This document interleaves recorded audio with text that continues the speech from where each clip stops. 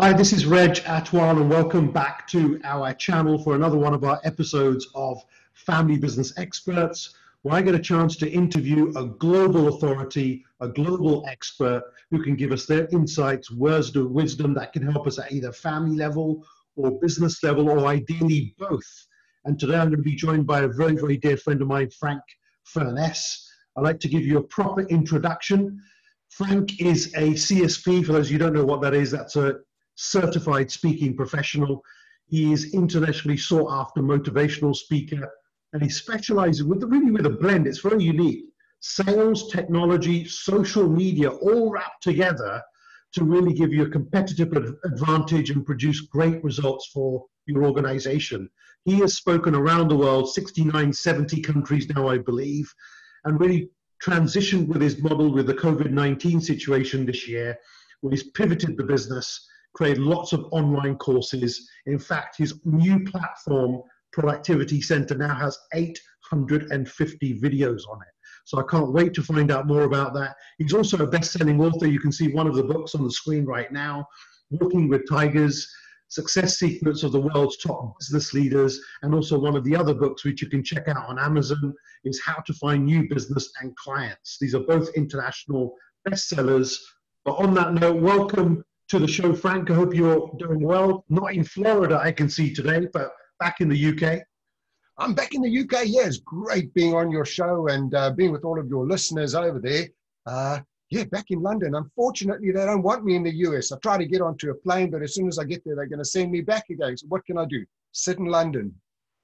Frank, you've got so much experience. I really appreciate you doing the show with us today, this episode. I mean, you've spent years talking about sales, sales management, leadership. But then in the last 10 years, when you were one of the pioneers of getting involved in online education, online training, but it's all changed, hasn't it, this year? So maybe you could tell us, what's hot right now in the market? What are owners, what are businesses seeking from you? Well, a lot of the business owners have come to me and said, listen, we need you to help us. In fact, I was working with one of the big companies in New York in December. February, I got a desperate call. Frank, I need you to put a whole course together on how to sell from home. All of my salespeople have got to do it. They've got no clue what to do. They don't know how to use Zoom. They don't know how to dress. They don't know what equipment. So I took off 2 weeks, put together a course on how to work from home and sell, sent it to them. And then I thought, wow, this is so relevant for everybody. So I've been running webinars. I've put an online course together on that. And for me, it's been a huge transition because starting the beginning of this year, I had fantastic jobs lined up. Miami, I was doing a tour of Asia, going back over to Australia, everything canceled. Boom, gone. And I had to transition. And that's what a lot of business owners have to do. And I sat and I looked at it and I thought, well, let me start running all of my seminars from home, got onto that marketing straight away, got straight onto the webinar bandwagon, and then started creating these online courses. And I've sold 93 in the last 3 months. Wow, that's incredible. So, when it comes to courses, online education, you've started, so with work in progress, you get to a point where, you obviously become good at it and you become an expert now with online courses. But for those who are starting off maybe in this area, what advice would you give them of how to go from the old traditional expert speaking content-based business on the in-person platform to now having online courses? What are 2, 3 things they should look out for? Well, there's a couple of things. The one is for people who have salespeople working out there, they've got to learn the new skills of selling online. And it is a whole new skill. It's about getting the right kind of backgrounds, the way you dress, how excited you are, how to use PowerPoint. Because before I could sit in front of you, Reg, and we could get the whole vibe going, and I could really get things going. We don't have that now. So it's how do you transition? And as I say, my whole course is on how you do that, how you use Zoom, the kind of equipment you're using, the lighting you're using. In fact, you want to see something cool? Do you want to see my office here, Reg? Yeah, go for it. Let's get a quick virtual tour, shall we? Pull this off. So, lighting. You've got to get great lighting. You can see I've got an extra camera there. We have another light over there. We have another light over there. Good microphone there. And I want to show you the coolest thing here. So we know we've all got these virtual backgrounds with Zoom, but I'm going to show you my a little cheat now that I don't show many people. That's what it actually looks like. But watch this. Look,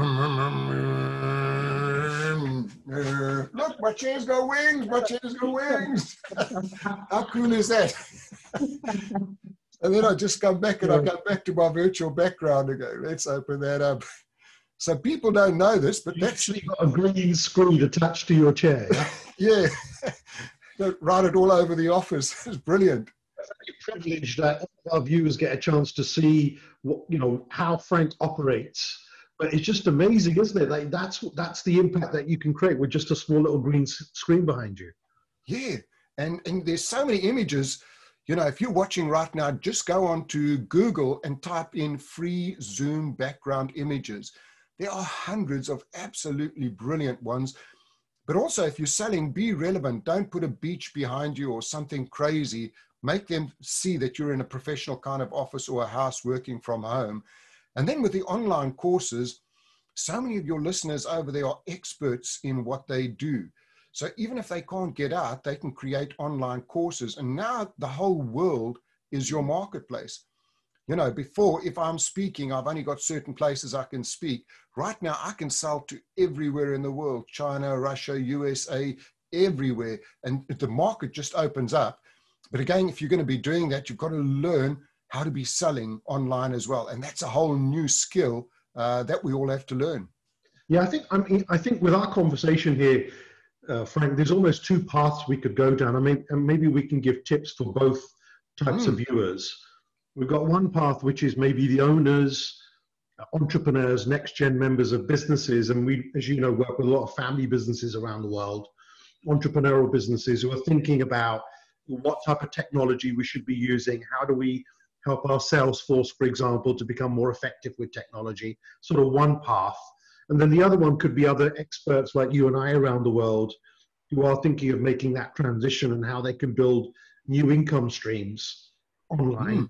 And maybe even check out your courses to learn some of those things. And again, we'll make sure in the description area for everyone, all the details of their productivity center, where you can check out what Frank's doing with the various courses. So maybe starting off with the first path, what could be 2 or 3 really good tips? If you've got an owner, whether it's 10 salespeople, 50, 100 people, or other touch points within the organization, what 2 or 3 things should people be doing immediately that can help them accelerate their business linked with technology? Okay, the first thing is you've got to start thinking outside the box. I work with an organization in the USA, and the guy's a 41-year-old billionaire, unbelievable guy, family business.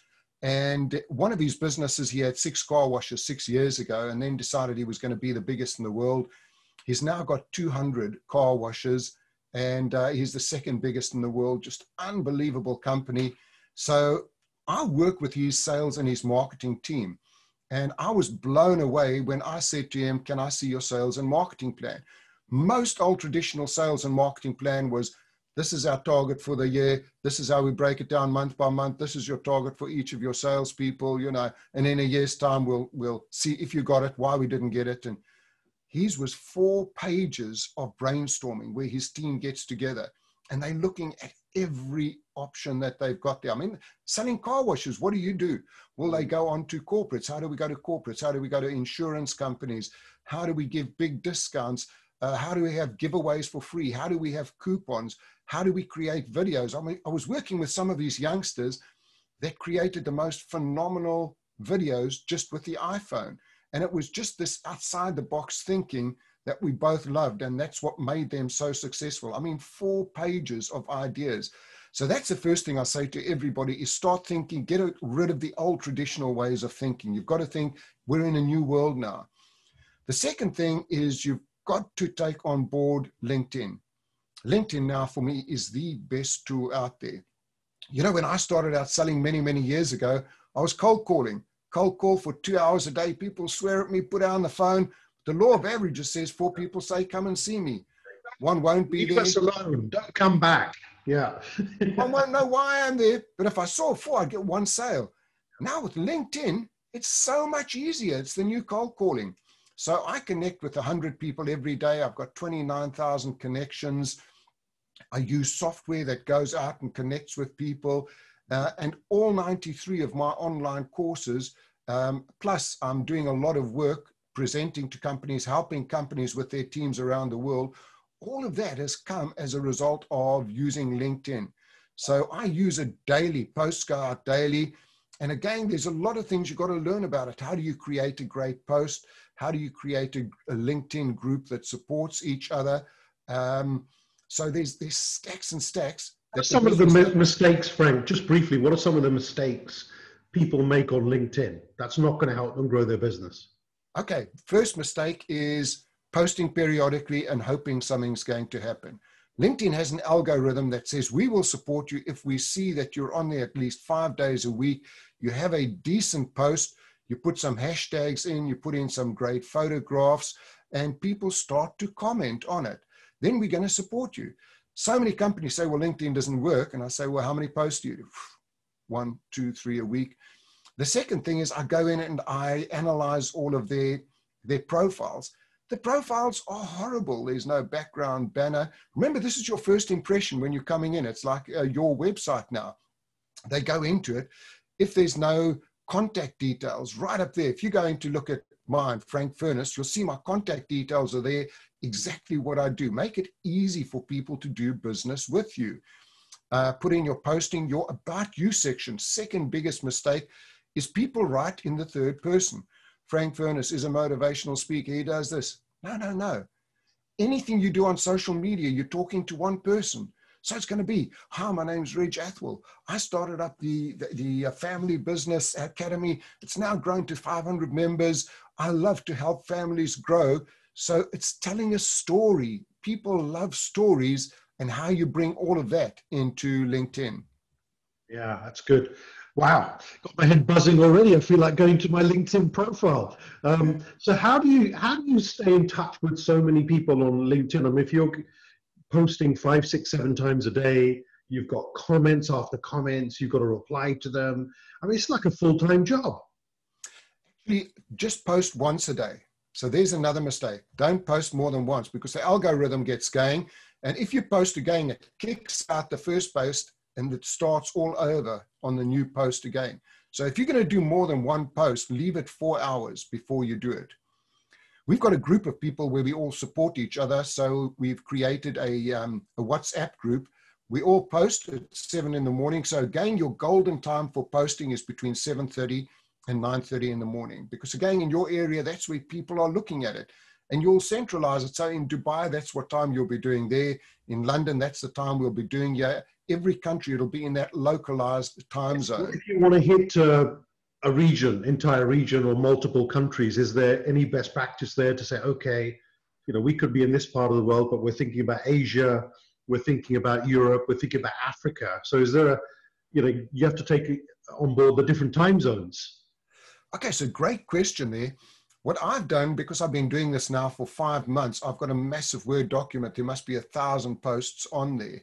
And what I'll do is I'll post this morning. So that's going to go out in a certain time zone over here. It's going to hit Dubai. It's going to hit those kind of places, maybe my Australian clients, but it's not going to hit my American clients. So 6 o'clock in the evening, I'll go back and I'll post one of my older posts that I posted before in the morning, and that will hit all of my American clients. So that way, just twice a day, you're posting and it's hitting everybody in your time frame. What happens if you're a traditional, old school, brick and mortar type business? You haven't got any resources internally. You haven't got people who are going to post once a day, let alone once a week. Now what? Yeah, I mean, if you've got that, you've got to go out and get an agency, or you've got to get somebody to do it for you. I would say hire a young person to come into your business and start doing that for you. The youngsters know what to do. If you don't do it, you're going to be left behind, because I promise you, your competition will be doing it.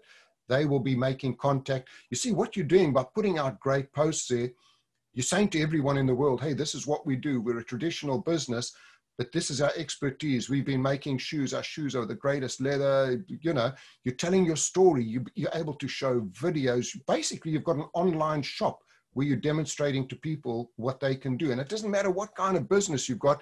Really, it's what I call sharing your expertise. That's what you're doing. And you've got some stranger that's looking at this saying, you know what, these guys look like they know what they're talking about. Let's connect with them. So let's take that to the next stage. I know you're an expert with now, what, 850 videos in your online platform. So that's a lot of content. Talk to us about videos, some basic tips, first of all, someone who's maybe just starting off using video content. But we've obviously got different people who'll be watching this. There'll be individuals as experts, as well as companies thinking about how to use video content. So what could you guide, how could you guide us there, Frank, of what to do? What are some good tips? Okay, so again, for the experts, they'll already know what they're doing. So I'm going to aim this more at the smaller business owners or the businesses that aren't doing it. You don't have to go and spend a fortune nowadays. I mean, what we're doing right now on Zoom is $15 a month, or you even get a free version. You can go in and hit the record button, and that's how easy you can create, talking about videos. Your iPhone takes great videos, so you can start using those there. Just start creating content. And the thing that people want to know about is they want to meet the CEO. They want to meet you, the person behind the business, your story, how you started out maybe in a one-bedroom apartment and now you've got a multi-million company. People do want to know the person behind the business. Another thing is they want to have meet the team videos. So instead of having a thing about meet the team, let them go in and meet the team. Hey, this is Frank. I'm working for XYZ. I love working here. I'm in this department. That's people good. do business with people. Top tips.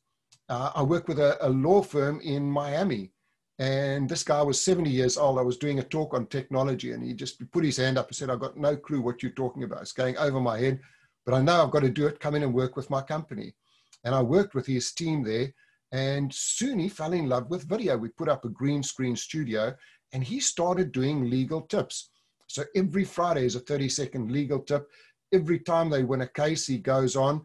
And it was picked up by one of the big TV stations locally. And now he's become the local expert. When they need anyone, they just pull him in there and his business has grown exponentially. So this is a 70-year-old guy that had never been on video before, but just started sharing his expertise. Video is the best way you can share your expertise, everything about your business. Yeah, I like the one you've just said there about meet the team. It sounds very simple, but that is highly effective, isn't it? Hey, just meet just say hi to the team, and almost get a virtual tour as well, a bit like what you've just done with your studio, you know. But you could show them around, and it's straight away you've got 4 or 5 people on there, and people are getting used to it this year, aren't they, with Zoom and other platforms where maybe this time last year a lot of people around the world would not even considered using this technology and go, no, I don't want to do a virtual meeting. It has to be in person. You know, you have to invite someone to your office. Just on that note, because you know, Frank, how my brain works, it goes in different directions like yours. As we discussed that, there are people out there who are saying, well, I don't want to do all this online stuff. You know, I'll wait. I have to wait 2 weeks, 4 weeks, whatever. I want in-person meetings. I want to see your team. I want to feel your team. What are your thoughts around that? I just remind them of a company called Kodak that said, we'll wait around. We're not going to take on all of this new technology. Nothing's going to change us. They dead and gone. And there are many, many other examples of those kind of people. The thing is, how long can you sit and wait around? You've still got the big rentals to pay. You've still got all of your overheads. Nobody knows how long this COVID's going to last. It could be another year. Can you afford to live on your reserves and your business run on your reserves? Or can you say, listen, we've got to grasp this. We've got to change. It's a whole new era. We've got to change our business. Let's get in someone to come and help us. I can come and help them. You can come and help them. Let's get somebody in to come and show us what to do, because they've got to transition. We know if you keep doing what you've always done, the results are going to be the same. So you've got to think differently. And I know you've got a lot of your younger viewers here as well. So a lot of the family businesses have got the younger generation coming in. Pull them in, get them to help you. They've got a whole different mindset. They think differently. chances are sometimes you haven't even asked them the opinion because you're saying, I've always run the company this way. This is the way it's always going to be. And yet they've got all of these fresh, young ideas. I've seen it so many times in businesses where they brought the youngsters in. The youngsters have gone up, they set up the digital, they've set up the video, they've set up the LinkedIn, and all of a sudden the business has just skyrocketed. Yeah, that's brilliant. So on that note, I was wondering if you could share a little bit more about some of your courses that you got on Productivity Center, and just walk us through maybe what they are, maybe a couple of tips around some of them. So digital and social media, I've got a training course.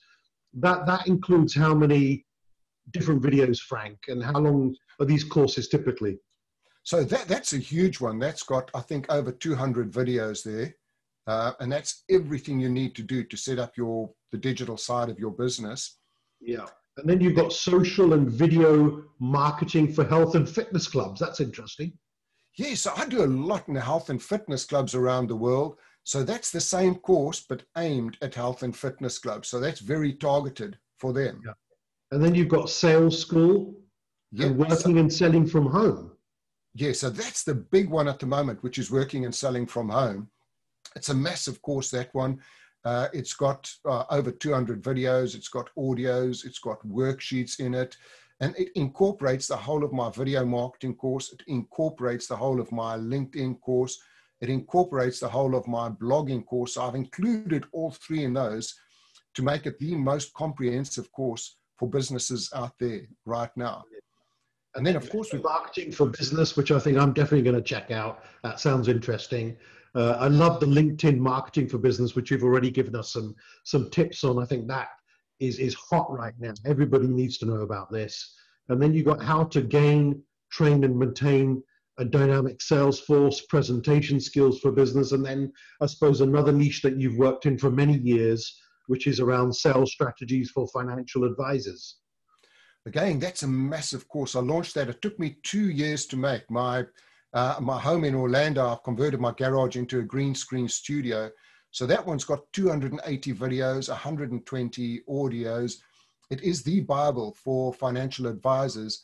And the big insurance companies now are doing group schemes with me where they're buying it for all of their financial advisors. It's got everything, because that's where I come from. I know it so well. And I work with financial services companies all over the world. So that's most probably my biggest course. And then on the 1st of September, next week, I launch my latest one. I've been working 16 hours a day, which is how to make money while you sleep. That's going to be my new course, how to make money while you sleep. And that's all about how do you create an online course? What are the things that you go into? Who's your target market? How do you create it? What are the platforms out there? How do you market your course? How do you get it in front of people? Tell us a bit about platforms, Frank. I know you've got, you've used different ones, but maybe just to give people an idea of what are the different types of platforms out there when it comes to putting your courses on there or content and so on. So there's a whole lot of different, there's like Teachable. I use Kajabi. Kajabi for me is like the platinum platform because it does everything for me. It does all of the marketing. It brings all of the money in. All of my videos are over there. It automates everything for me. So I love that. But it's pretty expensive and it's also quite complicated. If you want something a little bit easier, there's something called Udemy.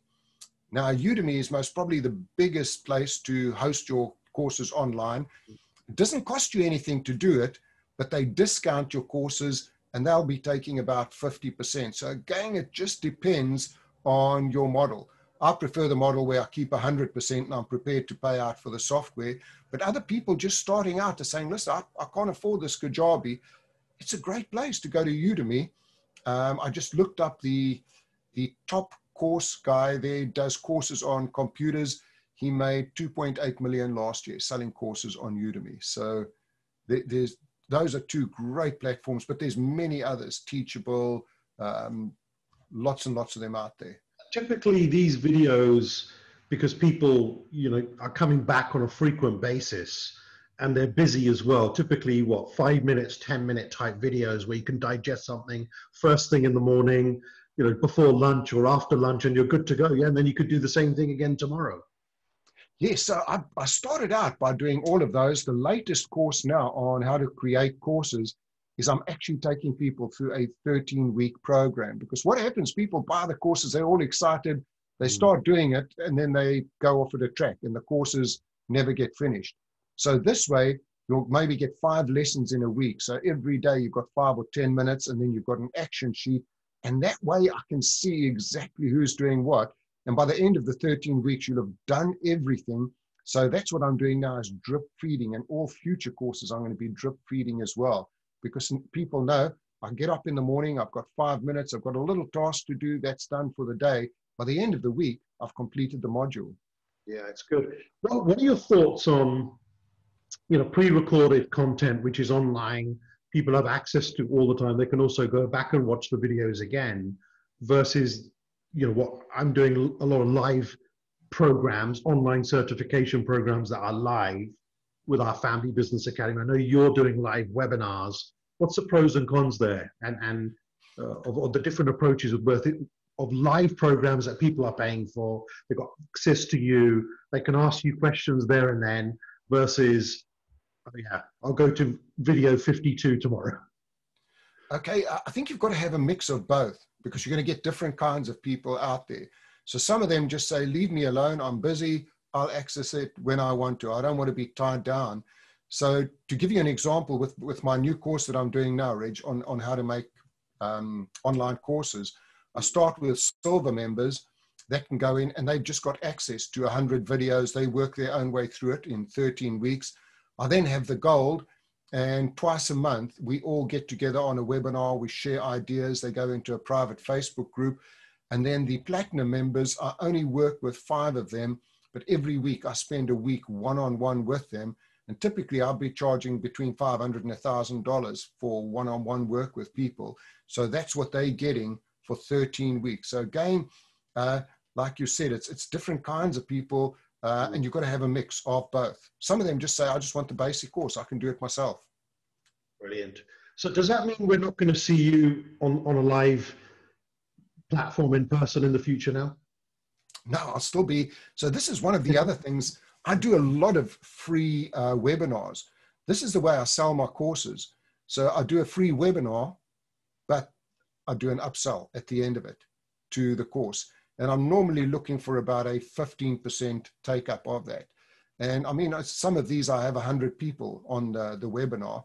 So LinkedIn, that's where I do all my inviting people to come onto it. I mean, tomorrow I've got 261 booked. I just hope they don't all come. I'll be in trouble. But so that's, I have webinars where I give away free information.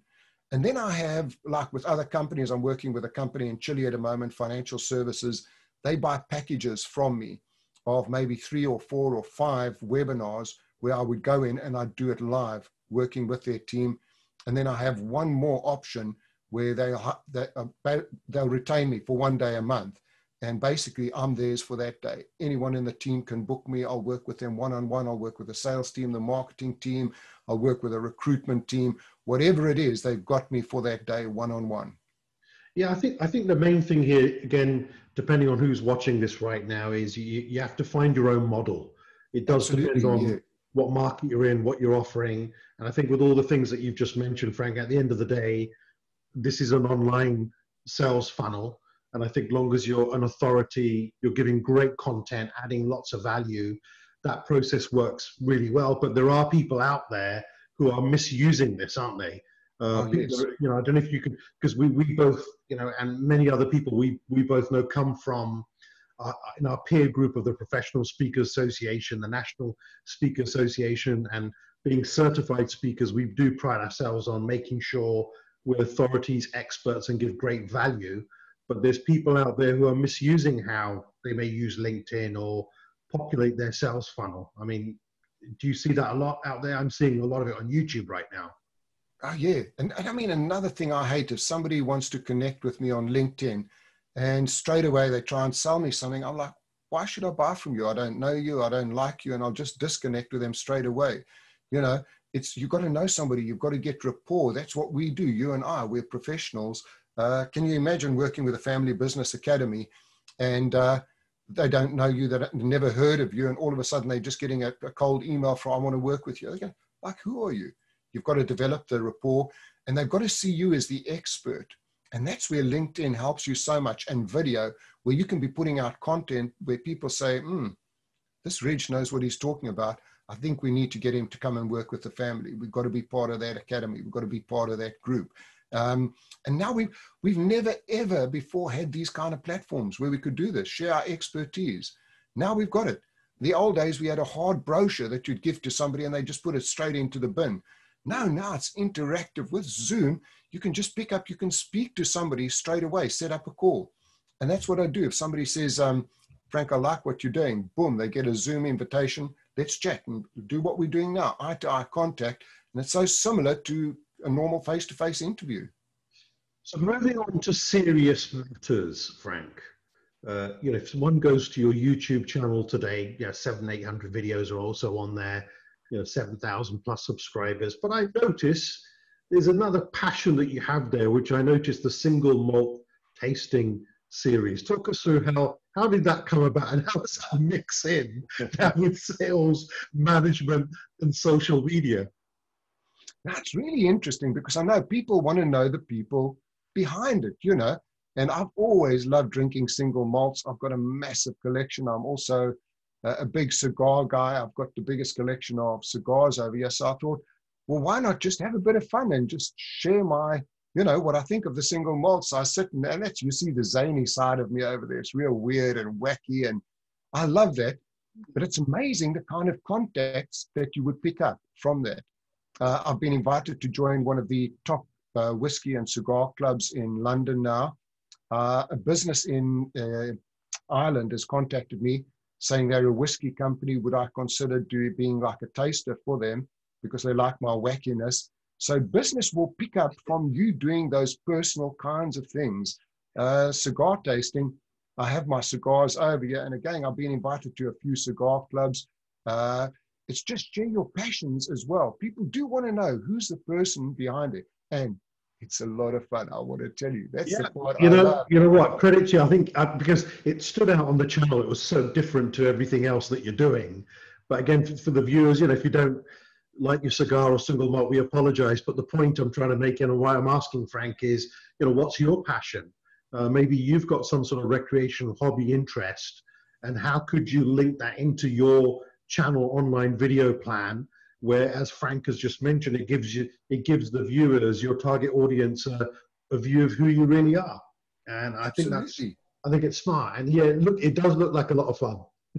Yeah, I mean, it could be making great tea. It could be a sport that you love. If you're a great golfer, just go out there, get somebody filming you on what you do. You don't have to be the best golfer in the world. People just see you. They have a little laugh when you slice it, or when you get a big piece of grass out there. But what they're doing is they're getting to know the real you. And that's what people want to know nowadays. Yeah. Well, we're almost out of time, Frank. And again, for those of you still watching, head down to the description area if you're on YouTube. All the details are there to link with Frank. If you're on LinkedIn watching this right now, also Frank is tagged in. So make sure you press on that and send him a contact request, and hopefully follow up with him directly. Go to his website, and definitely go to productivitycenter.com to look at some of those online courses that Frank's got. And Frank, one of the things I always do towards the end of every episode is, when I'm dealing with people like yourself who are experts, authorities, who, you've lived life, you've traveled the world, 70 plus countries, I always like to ask a question around wisdom. Wisdom goes beyond just basic knowledge. Mm-hmm. So based on living life, there's certain things that we know because of the journey that we've been on. There's things that we know we don't know. And there's then that bigger area of things that are just out of our domain because we've never experienced it. So to complete this episode for our viewers, what are the things that you absolutely know that you know? Well, here's the thing that I'd like to say to everybody, because we're all part of those family groups, is spend time with your families. They're the most precious thing you've ever got. I was married to the most incredible woman, and she passed away 10 years ago. But she said to me, you don't know how much time you've got, go out there and enjoy it. And for the last 10 years, I lived my dreams. I bought the place I always wanted to in Orlando. I take off 3 months a year. I play golf badly. I travel all the time. These are my passions. So again, as a business owner, you could be working 16 hours, making more and more money, but you might be ignoring your family. Put your family first. I say you never get that time back again. And that's been my biggest discovery. I'm having some grandchildren soon. I can't wait for that. And that's going to be my whole new focus now, is the granddaughters, you know. So always, this is part of the whole family academy.